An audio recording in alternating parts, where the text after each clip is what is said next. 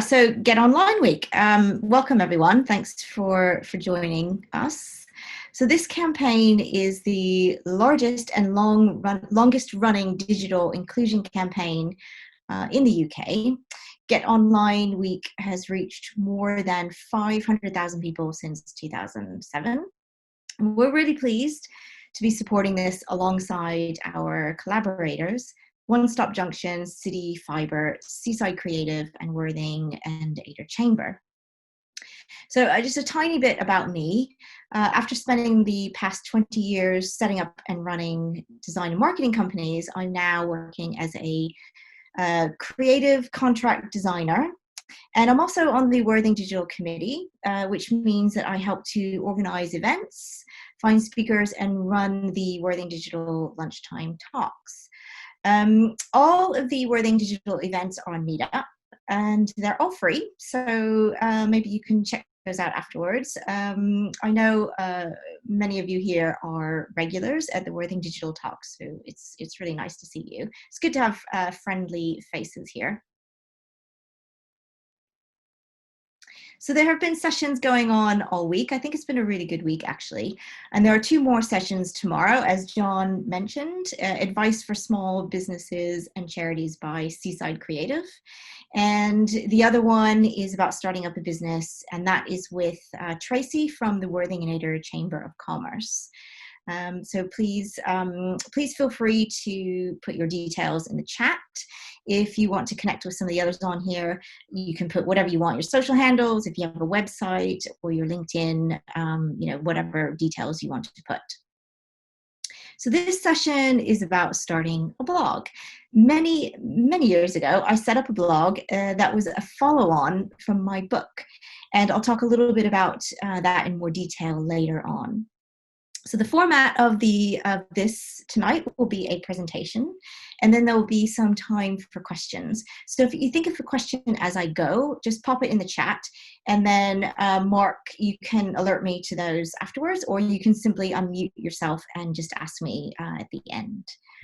So this is what I'm going to cover. Why start a blog and who is it for? Getting started, what and how to do that. Why planning is important and how you're going to write, and also raising the profile of your blog with the right audience that you want to attract. So this is something that I came across on a podcast a few days ago, and it kind of sums up the point that I want to make about why start a blog. If you build something on making money, it will fail dismally. I can remember people saying, oh, I'm going to write a blog and make lots of money. No, you won't. You've got to have a passion. You've got to have something you love. You've got to be driven. So you've got to have a why. You have to have a purpose for your blog. So ask yourself the following questions. What is the purpose of your blog? What problem will your blog solve? How will you help others? And are you passionate about your topic? So once you have those answers, then it will be clear what to write about, and very importantly, who to write it for, who to get your blog in front of, and also it will mean you'll be able to keep up the momentum. I've seen so many blogs start off, and then within a few months or even a few weeks, they just die off, and nothing ever comes of that blog. And most of the time, it's because there's no reason for it. It doesn't help anyone, it doesn't solve any problems, and the author is not driven or passionate about the topics. So I'm showing you now some examples of some popular blogs and the reasons that they exist.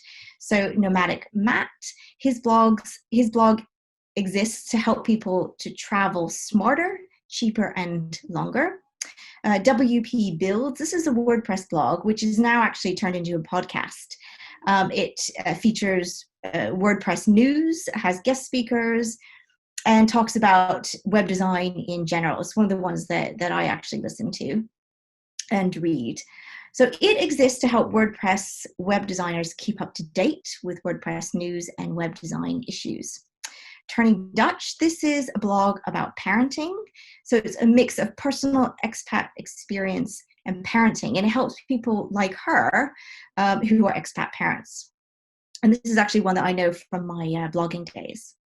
So an example of a business blog is the Built to Succeed one by Denise Willier. And she actually calls her blog post desk notes, which is really nice. And it's all about insightful articles and actionable resources that are designed to help your business succeed. The Frugality is a lifestyle blog which helps people to spend money sensibly so that they can save up for the things that they love. And then the other example is Cess blog, which is a marketing blog specifically for marketers and for those who work in marketing roles. So these blogs are successful and popular because they serve a purpose and they help to solve a problem. They also stem from a passion, which means the momentum is always there and there's always something to write about, to share, to teach, and also to talk about. So how do you get started? So a good way of thinking about this is to see where your blog fits into the wider world. Can you categorize it? Does it fit into a genre like lifestyle, marketing, cultural, educational? Is it niche? So knowing this will help keep you on track with your topics, and it will also help when it comes time to describe your blog to others, when you start to tell people about your blog. So going back to my previous examples, Nomadic Matt, that's a travel blog. The Frugality is a lifestyle blog, but it's also partly fashion as well. WP Builds and Built to Succeed are business blogs, but also the WP Builds one is quite niche as well. Turning Dutch is both an expat blog and a parenting blog. And Cess blog is a marketing blog. And I've just put a couple of other examples on there as well. So you also firstly need to think about the name of your blog. What are you going to call it? And does the name give an indication about what it is going to be about? And is it memorable? Now, very importantly, you also need to find out if there is a domain name available for the name that you want to call your blog. And also don't forget to check the social handles too and see if those are available. So think about how long-lasting your name is and also how versatile. Your blog might be eventually developed into an ebook or a podcast or a business. Now, if you've already got a business and your idea for your blog is to support your business, then you're likely to simply create a new section within your existing website, and it would sit within your domain name. But you can still give your blog a name, which might actually help it to stand out as well. So I'm showing you some of the most popular websites where you can go and search and register your domain name. There are a lot of other places too. So which platform are you going to use for your blog? There are lots out there. Many of them are free or low cost. So I'm showing you some of the most popular blogging platforms. Now, as I mentioned, if you're starting a blog to support your already established business, then using the same web platform would be really ideal if that's possible, because it keeps things simple, it keeps it all in the same place. If that's not possible, then you can simply choose a platform and link to that from your website. So WordPress, Squarespace, Weebly, and Wix are all website platforms.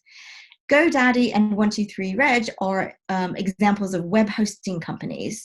So for example, if your web hosting is with GoDaddy, then you could use their website builder. There are lots and lots of other examples too. I'm just showing you some of the more commonly used ones. So if you don't already have a website, then a dedicated blogging platform might work really well for you. Blogger, Tumblr, Typepad, those are the most popular blogging platforms, and they include everything you need, including the comments facility, which enables you to communicate with your readers, which is really important. Another way of blogging is to actually use a social platform. Medium is a publishing platform which is open to anyone who wants to write. LinkedIn is free to use and is a social channel, and you can utilize the articles facility, which allows for longer form posts. And also think about using a Facebook group. That's a different way to go. It's slightly odd, but if you're a Facebook user and your audience mostly use Facebook, then it might actually be something to consider. So there are a lot of different options. So how do you decide? You need to think about these main things, really. Cost, how much do you want to pay for it? Ease of use, maybe you don't want to deal with the technical side of it, you just want to write and not have to manage the back end of your blog. Then a dedicated blogging platform might work really well for you. Think about versatility. If you have big plans for your blog, then you'll want something that allows you to grow and expand. So you might want to choose a self-hosted platform. If you already have an understanding about how websites work, then self-hosted, again, would be a good choice for you. So what do I mean by self-hosted? Self-hosted means that you purchase website hosting and build your site yourself, or you get a web designer to do it. And your website and blog is built on that hosting. So the advantages are that you have access to all of your files. You can create and edit your own theme or template if you want. And basically you have complete control over the design side of your blog as well. So hosted is usually a subscription-based platform like Wix and Squarespace. And if you're thinking about using WordPress, which is one of the most popular ones, remember that WordPress.com is hosted and WordPress.org is self-hosted.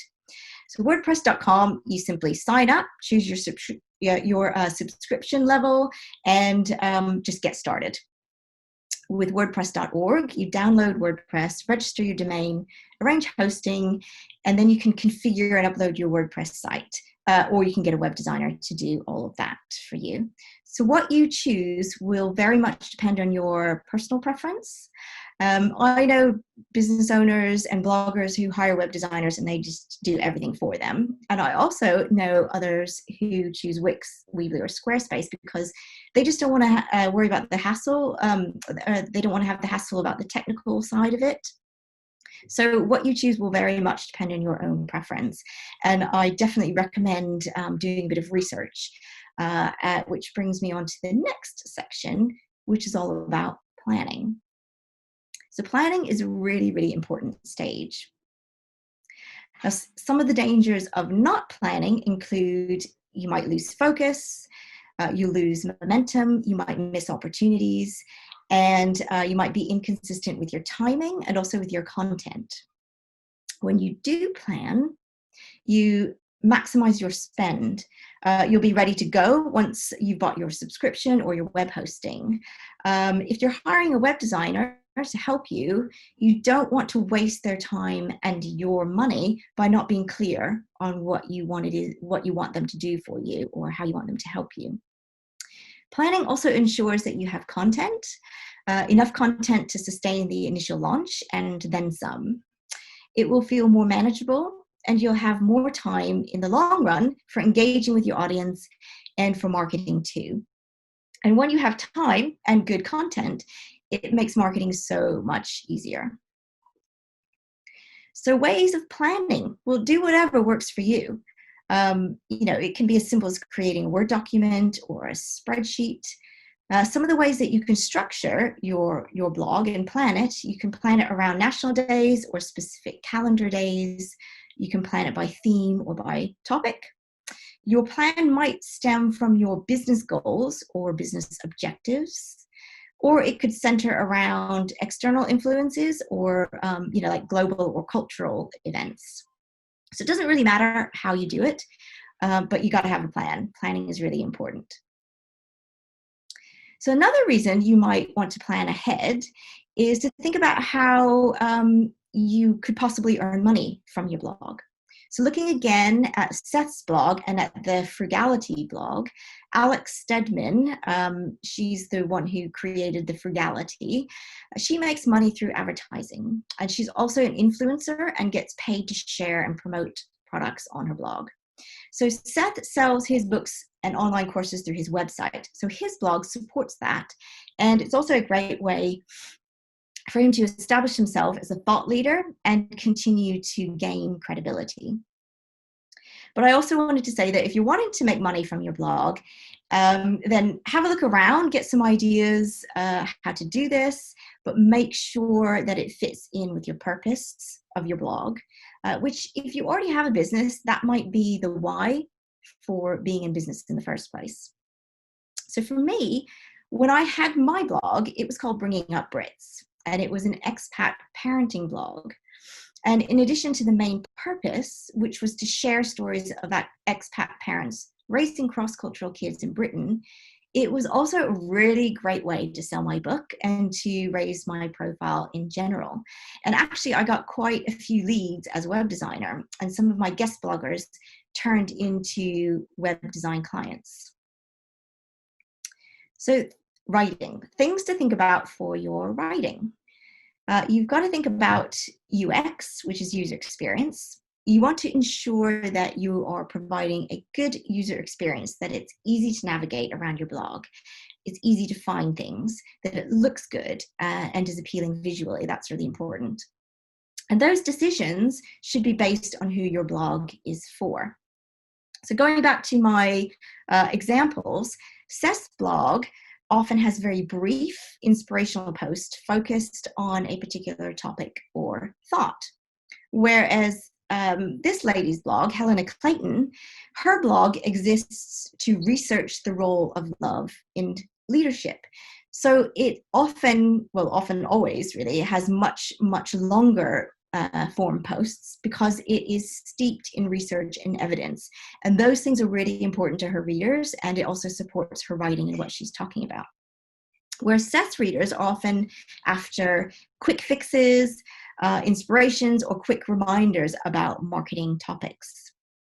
So for you, you'll need to decide on your writing style and what will work with your audience. And this may be a little bit of trial and error to begin with.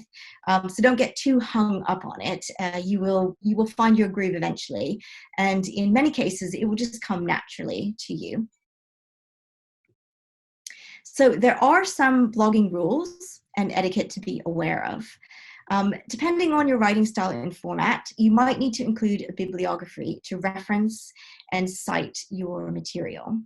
Don't forget to give credit if you refer to someone else or something that someone else has done or created. And you can do that very easily just by adding in a credit or even adding in a link. Ensure that you have permission to use images or photos on your blog. Where you can, use your own. That's always the best. If you can't, then there are plenty of free resources where you can find and use images. You can also buy royalty-free photos from places like Shutterstock and other stock photography websites. If you do use something that's not yours, or you want to use something that's not yours, try to get permission first and make sure that you include that as part of the story and credit them. So if you're in doubt, either get permission or just don't use it. So when you're planning your content, think about what will engage your audience. Writing from your experience is always great because it helps you to be authentic. Think about being helpful and being consistent. Also, establish yourself as an expert in your field. Share relevant information that backs up what you're talking about. Using video, imagery, and graphics is always really engaging. Sometimes you might want to include a call to action to encourage your readers to do something. So now you've read this blog, click here, sign up to my ebook, or call me. Also, you might want to think about featuring guest bloggers. This is a really good way of showing that what you're talking about is relevant to others. And it's also a very collaborative move to make. The blogging sphere in general is really collaborative and also really supportive, which is helpful for newcomers too. So this is a really good example of some ways to organize your content. This is an example of Stephanie Ward's blog. She is all about marketing. She helps small businesses to get more clients. So her content is very instructional. It's full of marketing ideas, and she splits it out into manageable bite-sized posts, which are oftentimes vlogs, which are video blogs. Now, Denise's content is more narrative. So this is the Built to Succeed blog that I used previously as an example to show a business blog. So she uses a beautiful photo, a quote by a well-known and respected writer, and she references a director of an international charity and links to one of their blog posts. So she's, showing credibility here. So the key really is to engage your audience. And those are two very different examples of how you might go about doing that. And it also speaks to what I was saying before about knowing who your blog is for and why it exists. So you've got your blog up and running and you're producing content for it. How do you increase your visibility? How do you market yourself? So I mentioned guest blogging before. This is one of the best ways to raise your profile. Get invited onto an already established blog as a guest writer. Engage with other blogs. Show you're interested in similar subject matter. Use the comments section and also share other people's blogs. You can support your blog with social media. You can establish a hashtag for your blog and also use already established hashtags for your topics and themes. The social channels that you use, again, will depend on your audience. And if you use more than one or two, then scheduling your posts will definitely help save you time. So I've put up some examples of social channels. We all know them.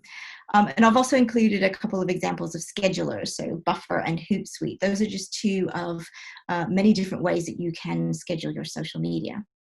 So social media marketing is an entire job in itself, so you might want to include that in your planning as well. When I had my blog, Facebook and Twitter were the channels that I used because parents are on Facebook and expats are on Twitter. So those are the ones that benefited me the most. Also, Twitter was a really good place for me to find other relevant blogs. And Facebook groups were amazing for me because I could share snippets of my blog and then link through. And I also found guest bloggers really easily through Facebook as well. Additionally, here's a really good point, I think, as well. Social media can help you to be collaborative, which is really important in blogging.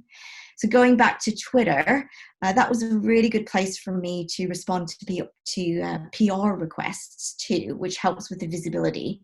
And this brings me on to the next slide, SEO, search engine optimization. So this is the slightly more technical side of blogging. And using keywords, filling out your metadata, and including alt tags on your images can help your post show up in search results. So it's a quite complex subject matter, SEO. But if you want to learn more, then I recommend taking a look at moz.com. In their resources section, there is a beginner's guide to SEO, which is really, really good. They are an authority on SEO, and they have lots of really good blog posts and also some free tools that will help you get started. And actually, a tool that I recommend looking into is called Answer the Public. Answer the Public is a free tool that can help you optimize your blog post titles. So you can actually find out what search queries people are inputting into Google. And this can help you with your planning and what topics to write about, because you'll be answering questions and solving problems that people are asking about and want to know about. So it will help to keep your website more visible in searches. So there's way more to talk about in terms of SEO. That I've just said. So please do investigate further, and moz.com is a good starting place for that. So we're coming towards the end, but I wanted to share some hints and tips based on my experience running my blog. You must make it easy for people to get in touch with you. If you capture someone's interest through your posts and they want to engage with you, make sure your contact details are right there in front of them, and make sure they're just really, really obvious on your blog. Notify people when you publish a new post, and that could be by allowing them to subscribe to your blog, or it could be through a newsletter, or both ways. Be available for the press. and actively be on the lookout for PR requests around your topic as well. Guest blog, which I've mentioned before, that's really important. And also feature guests on your blog and share links to other blogs. And as before, I mentioned, my blog was called Bringing Up Brits. And I created it shortly after the publication of my nonfiction book, which was called Bringing Up Brits, Expat Parents Raising Cross-Cultural Kids in Britain. Now, I started it because I wanted to help other parents who were going through a similar experience, either in this country or elsewhere around the world. So it was kind of an extension of my book, but it also offered awareness and discussion about so many issues involved in being a parent who is bringing up children in a foreign country. But my blog put this on a global scale. So what I discovered was that there was a real community of expats and expat parents who were looking to read about what it's like for others, to learn from others, and to share their stories. So I mentioned earlier, be available for the press. Because of Bringing Up Brits, I've been on the radio a number of times. I've been on Sky TV twice. My blog has been featured in magazines, either because of individual posts or in general. And I've also been a speaker at numerous events and conferences. And I was asked to guest lecture at a few times at an international school and also at an American university in London, which was a really, really great experience. I was also asked to comment on someone else's book about expat parenting in France. And so my bit in this newspaper was actually featured alongside Sue Atkins. And for me, at that time, it was pretty big and also helped to raise my profile. So that was in the Daily Mirror. I've also been in the Times Magazine, and I'm embarrassed to say, but I've also been in The Sun. I was featured in an article called Real Life Meghan Markle's Reveal What It's Like to Marry a British Guy.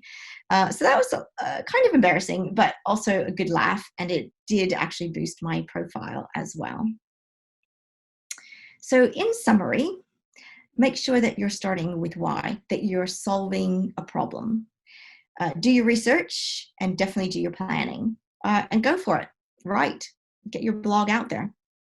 Reach out to others, spread the word, be available, and be collaborative.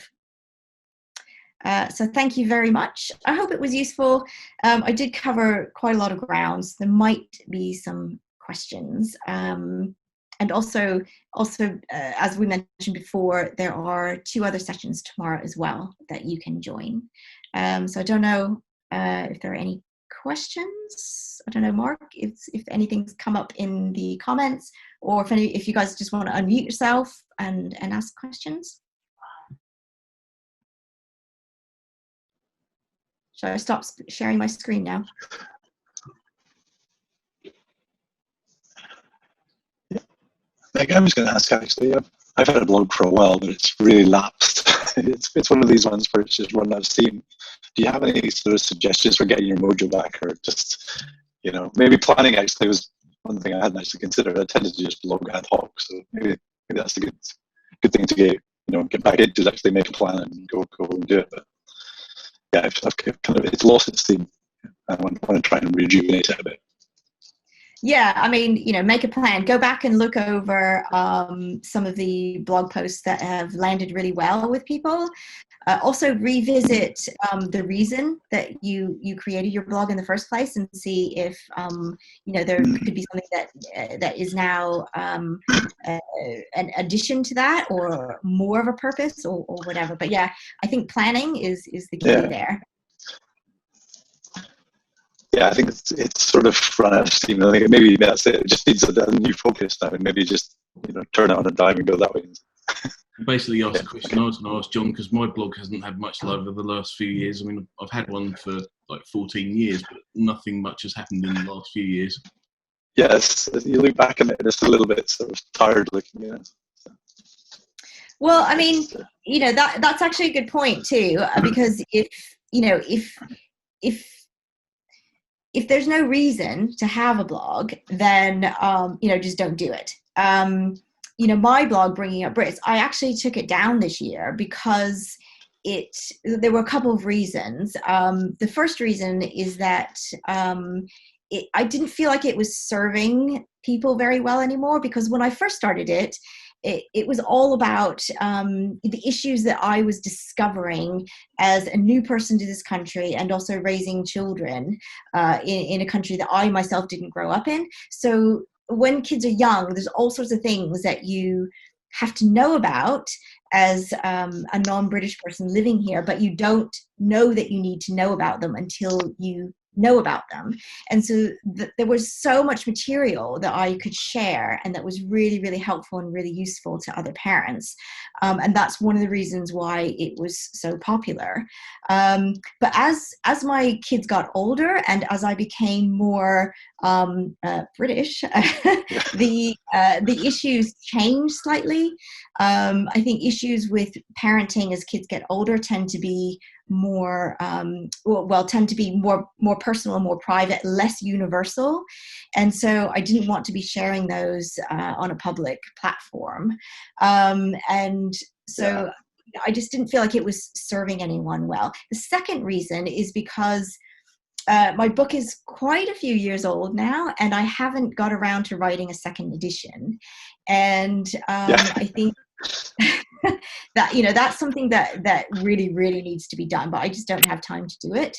And so I wasn't actually wanting to highlight that and point people to that anymore. And so that impetus behind me having the blog and driving people to buy my book lessened as well. And so I just felt like the purpose didn't exist anymore. As you mentioned, John, maybe in the future, if I do write a second edition, which could be part of my retirement plan, I don't know, then I can always revive Bringing Up Brits. I've kept the domain name. I will keep the domain name, and I've saved all of the data and all of the blog posts, so I could revive it at some point in the future. But it's just really important. I can't stress enough that you've got to have a purpose behind your blog. Yeah, sorry, my kids just jumping in. Sorry, let me dispute. Thank you. Okay. I think there's something. Hang on, there's something in the chat from Diana. She says, "Thank you, Megan. Very nice and to the point. Basic info for a beginner blogger. Would like to know where should I address for an honest opinion, critique about my personal blog to understand what must be improved or worked on." Okay, so there are a couple ways. One way is to simply ask people that you know. If there isn't anyone that you know who you think would offer some really useful advice for you, you could look on Facebook or other social media channels and find other blogs out there, and then do the soft approach to see if they would be open to critiquing you and helping you, because actually the best way to improve and to get started is actually to learn from others who have already done it. And you have to be slightly careful about who you approach, because you don't want them to think you're going to be a competitor of theirs in any way. But there are ways of going about doing it, and most people are really, really happy to help us, really happy to share their experiences, look over your material, and to give you advice. I mean, that's been my experience. I know very, very few people who don't like doing that type of thing. So I think if you reach out, you'll find that there'll be lots of people and lots of other bloggers who would be able to help you.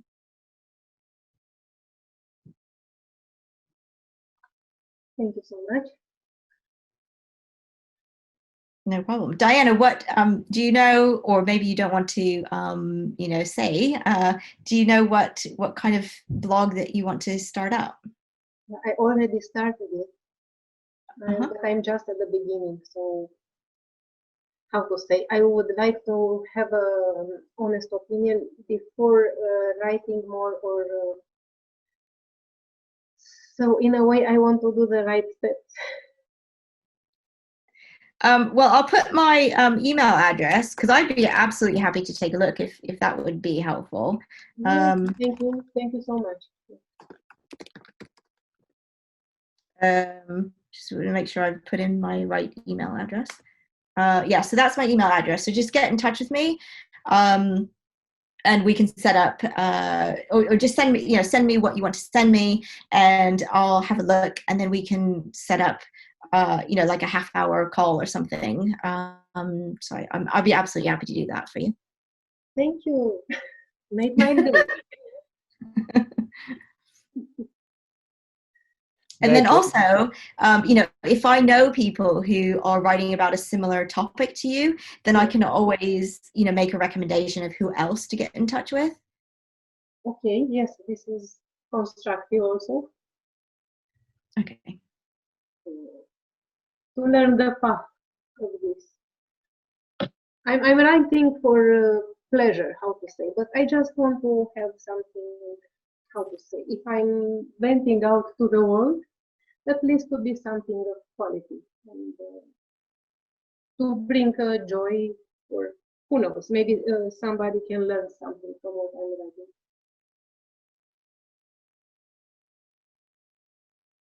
Great, sounds good.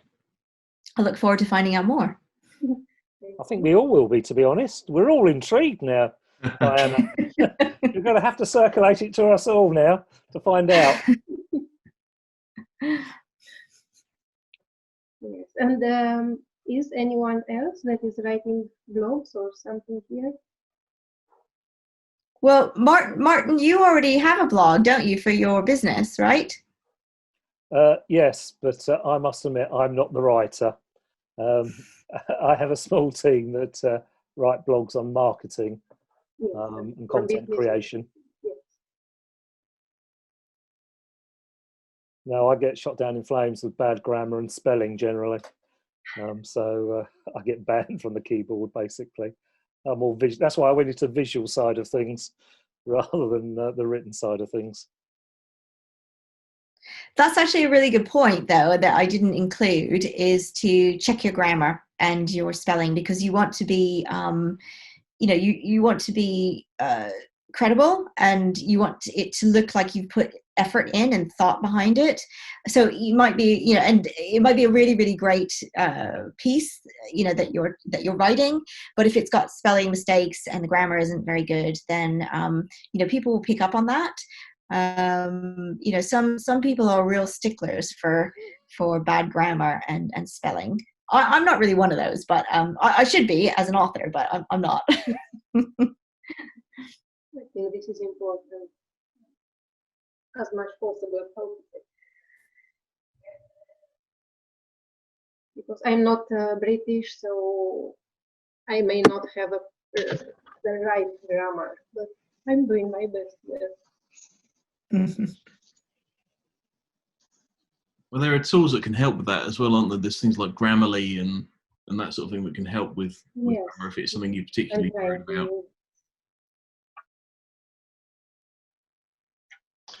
I mean, one thing that I didn't have to think about.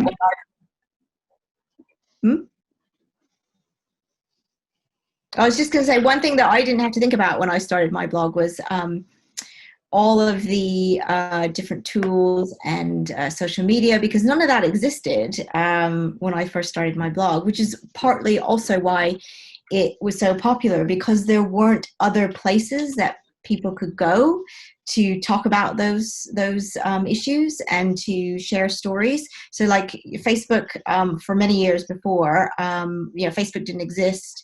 There weren't, Meetup didn't exist. So, there weren't places that you could go and meet other people. Like when I first moved here, I didn't know anyone, and I certainly didn't know other foreigners, and there wasn't anything online to help facilitate meeting and finding other people, and so it was really, really hard, and very, very isolating. Whereas now, people are already connecting. You're connecting with people in that country before you actually move there, because there's all the online stuff that you can do. So things have really, really changed, and which is another reason why I didn't feel like my blog was as relevant anymore, because there's just so many other ways to talk about those issues, with social media now.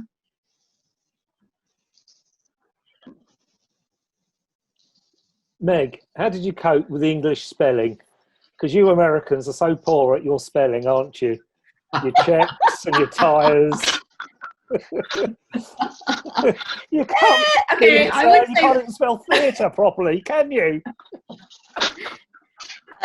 Okay.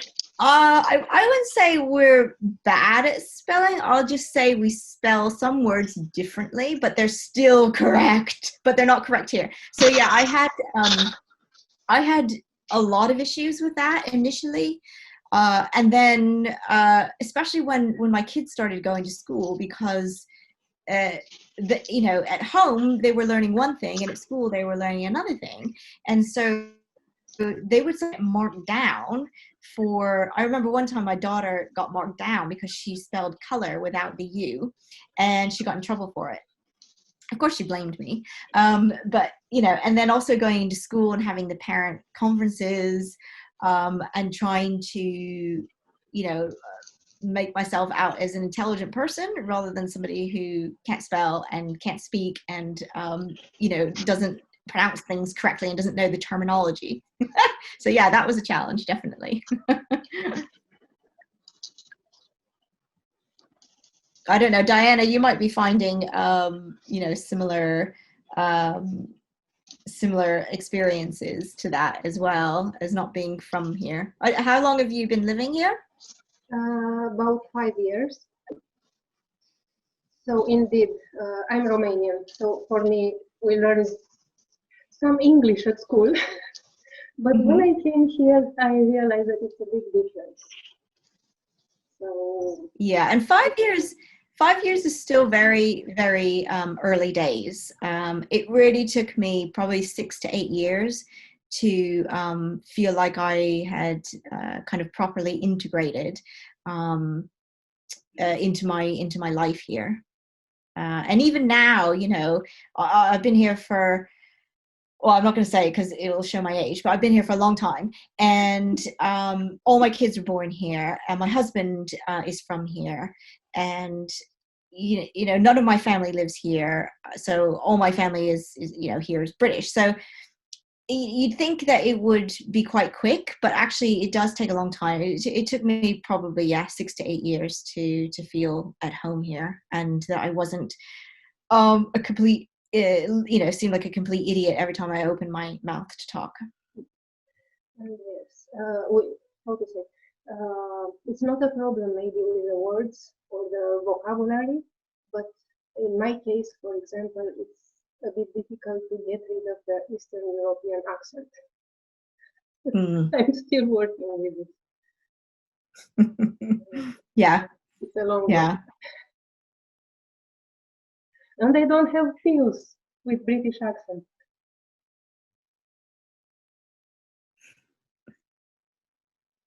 Well, my accent has changed a lot over the years. When I speak to anybody back home, they make fun of me because they think I sound like the Queen.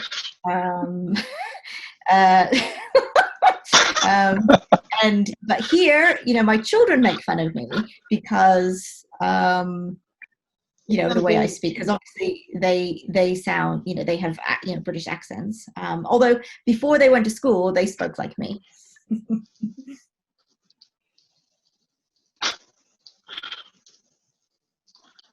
I get teased for my Scottish accent down here. That's how it is, You say that with you. Yeah, you're fair game, John. I know, yeah, exactly. I had one thing I wanted to mention, because we were talking about blogging platforms, and I came across an interesting one earlier in the year. It's called Ghost. Essentially, it's from a core developer on WordPress, but he spun this off as his own thing.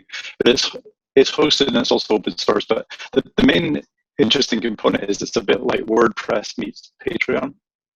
So if you can use their blogging platform just normally, but there's also a subscription component to it as well. So if you're maybe a writer or something, people who may be prepared to pay for your writing, you can have all of that built in as well. So if that's your business model, if your business model is writing, or maybe if somebody would want to kind of sponsor the project that you're doing, so you can document the project in Ghost, but you can take subscriptions as well, so you can sort of have stuff behind that paywall as well. So yeah, it's a really interesting idea. It's combining the idea of a blog, but having a sort of monetization part already bolted on. So they take care of the payments, which is always a pain with that kind of thing. But worth a look, really interesting. And it is open source. You can run that yourself. Yeah, John, I think I used this a while back because it's a Node app, isn't it? And I think so. Yeah, it's I'm pretty sure. Yeah. I can't remember. I think it's John. Is it John O'Nolan that developed this? I think he's from Worthingdigital. He got interviewed somewhere, and that's where I found about it. Yeah, but their self-hosted one is really good. I mean, I think it would be something. He's a local lad. Is he? Yeah, he's certainly British. Yeah, I couldn't kind of work out. But I think he's one of these ones who travels the world. You know, he's got enough. You know, he makes enough so they can travel around, and he's a young guy. So, but yeah, it's a very nice product, but it's also very well funded. It's open source. But there's a sort of monetization component to it too. So I think it's really good. It's really healthy. All of the data is always owned by you. You know, even if you're using their platform, you can pick up your data and take it to WordPress, or you can import from WordPress if you have a WordPress blog originally. But yeah, I think it's a good one if you're thinking of starting now and you may be looking at trying to monetize what you're doing at some point down the line, whether that's writing or a project or whatever. Yeah, it's all in one place. So worth a look. Okay, cool. Thank you. I mean, you know, there are so many platforms out. I mean, it's just ridiculous how many there are. So you know, research is definitely part of it. Yeah, but it's got me thinking. I want to write again. I need to get back. You got my mojo going, so I'm gonna set a purpose, and you know, even if it's my resolution for next year, I'll start in January and get going. Yeah. John, right. Well, I look forward. Yeah. I look forward to reading that then and seeing it. All right. Okay. Yeah. We're going to hold you to account, John. Yeah, that's it. Well, that's probably good. Public shaming is put it in the pretty good public motivator. So. Every time we'll see you go, how's the blog going? Yeah, exactly. I'll go hide again. Yeah. All right. Thank you. Any more questions? Thank you, mate. Yeah. That was really good. Got any questions? No. Serena? No, you're good? Okay. All right. I think we're all ready for our glass of wine now. Absolutely. Speaking for myself. Thanks, everybody. Okay. Yeah, thanks again. Thanks very much. Thanks, everyone.